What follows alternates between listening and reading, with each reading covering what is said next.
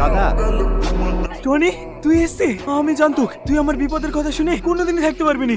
দাদা তুমি কার জন্য জেলে এসছো তার নাম শুধু আমাকে একবার বলো, তাকে আমি এই দুনিয়া থেকে সরিয়ে দেবো। ওই শালা ইন্সপেক্টর সামান, তুই আমাকে বাঁচা ভাই। ও যদি সাক্ষী দেয় না, আমার ফাঁসি হয়ে যাবে। খাইলে তুমি চিন্তা করো না দাদা, ও কোর্টে পৌঁছানোর আগে ওকে উপরে পৌঁছে দেবো। এই চল। কি ব্যাপার তোরা এখানে? তুই আমার দাদাকে জেলে পাঠিয়ে তুই শান্তিতে খাওয়া দাওয়া করছিস? খেয়ে নে, এটাই তোর জীবনের শেষ খাওয়া। তোর এত বড় সাহস, একটা পুলিশ অফিসার বাড়িটা ঢুকে হুমকি দিচ্ছিস? তুই জানিস এর পরিণাম কি হতে পারে? পরিণাম সেটা পরের কথা, এখন তোর পরিণাম কি হবে তুই সেটা ভাব। তোর কাছে দুটো অপশন, এক, তুই যদি আমার ভাইয়ের নামে সাক্ষী দিস তাহলে আমার ভাই ফাঁসিতে ঝুলবে, তার আগে তুই মরে যাবে। সেকেন্ড অপশন, তুই যদি সাক্ষী না দিস আমার ভাইও বেঁচে যাবে, তুইও বেঁচে যাবে। তুই কি ভাবছিস তোর এই হুমকি শুনে আমি ভয়ে পিছনে হাঁটবো? কখনো না।